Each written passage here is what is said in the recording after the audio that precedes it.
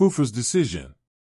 Episode 4 of Two Worlds starts with Wyrach's burial in the forest and Fufa asking Run to hide out in Bangkok while he investigates whoever is after his life at Kumpha. Tai asks Jo to take his car, and together with Wei-Yu, they drive out to take Run to Bangkok. Along the way, Jo and Wei-Yu reconnect as they bicker, argue, and reminisce about the good times when they were close friends in childhood. Tai takes Fufa to hide out in Jo's house since it is away from everyone and Jo is barely home. Cram wonders who will care for Fufa, and Tai asks him to stay with Fufa. However, their interactions with Cram show Fufa's concern because his wounds make Tai jealous, and he storms out. Cram follows him, wanting to understand why Tai is angry with him, and in the process, they bump into each other and fall to the ground. Tai and Cram intensely gaze into each other's eyes, and Tai almost kisses Cram, but he controls himself and leaves. In the next scene, we are introduced to Tai's father, Por. He is a violent man, and he kills a man, claiming that his opponent is cheating at the gambling house. Por's right-hand man, Piak, informs him that Tai is hiding something and is sent to bring Jo to Por. Jo arrives home and finds Piak waiting, and he accompanies him to see Por. Since Jo is not forthcoming about what Tai is hiding, Piak holds out his hand as Por stabs a knife through his hand, and he cries out in pain. Meanwhile, Fufa asks Wei-Yu to investigate Cram since he feels he is hiding something from them. Elsewhere, Cram finds Tai taking a dip in the river, and he thinks that Tai is angry with him because he no longer wants to help him. Tai assures Cram that he will keep his promise and always help him, he can never hate him. Later, Tai arrives home and finds his father waiting for him. From their conversation, we learn that the two have not talked to each other for 3 months, and the last time they had a confrontation, Tai held a knife to his father's throat. Por has a job for Tai and wants him to kidnap a police officer's son to scare them, so they stop going after his casinos. Por blackmails him using Cram's mother and shows him a video of Piak hovering around her house. Elsewhere, Wei-Yu updates Fufa on his findings about Cram and tells him that he resembles Cram, who is believed to be dead, and that his death is related to Por. Fufa thinks Cram is getting close to them because he wants their help taking out Por. As he is puzzled about the situation, Piak arrives and asks Fufa to go with him to see his boss. At the same time, Cram arrives, hits Piak, and gives them enough time to escape from Piak. While they rest, Fufa tells Cram that he tricked them and how he thinks that he is the Cram who died 3 years ago and wants them to help him take revenge.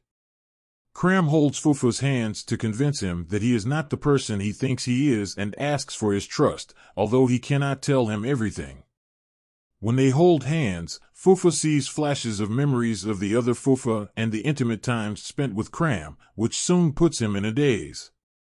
Wei-Yu arrives with the car, and they escape from Piak, but he catches up with them when they stop at a gas station.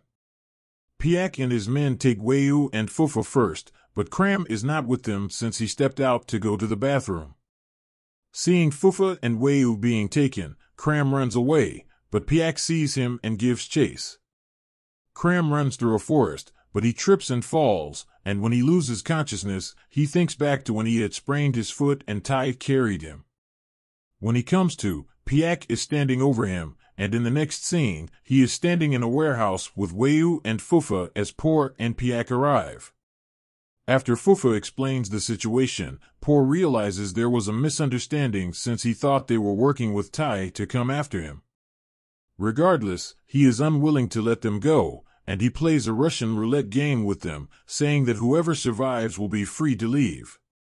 All three have a chance to hold the gun to their head and shoot, and if they fail to, Piak will shoot them. Fufa is the first, then Wei-Yu, and then Cram. To Por's disappointment, they all survive the lethal game, and he changes the rules, asking Fufa to choose one person to save between Cram and Wei-Yu. In the following scenes, Cram is tied to a pole in the middle of another warehouse, and he flashes back to when Fufa was asked to choose, showing us that he chose to leave with Wei-Yu and left Cram. Cram's mother and Duendeo show up at night and give him some water, but they have to leave fast when they hear someone approaching. Meanwhile, Fufa feels regretful for leaving Cram behind since he has been trying to save him since their paths crossed.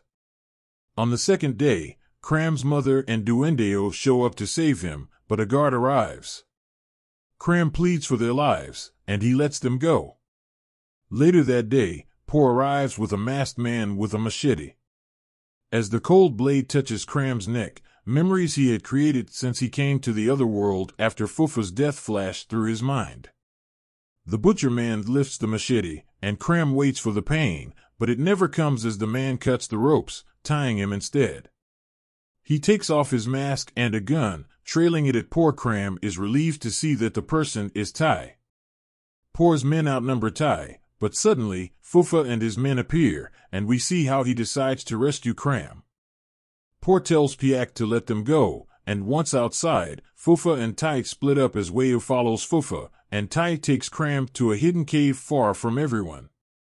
Cram is furious that Tai took a long time to save him when he had promised to always take care of him. Cram thinks he is worthless, so Fufa leaves him, and Tai disappears. At the end of the episode, Tai hugs Cram and apologizes. The episode review. The episode lacks plot development, adding to the confusion of whatever is happening in the series. Although it tries to advance the romance story between Cram and Tai, the process feels unnatural, hasty, and forced.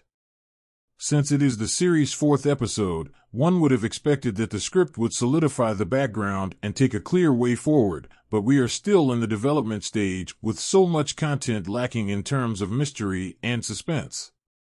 The narrative is incoherent and all over the place, making it impossible to understand the storyline or what to expect. The character performances are lacking, probably due to the sluggish script, but Tai and Cram's performances deserve applause.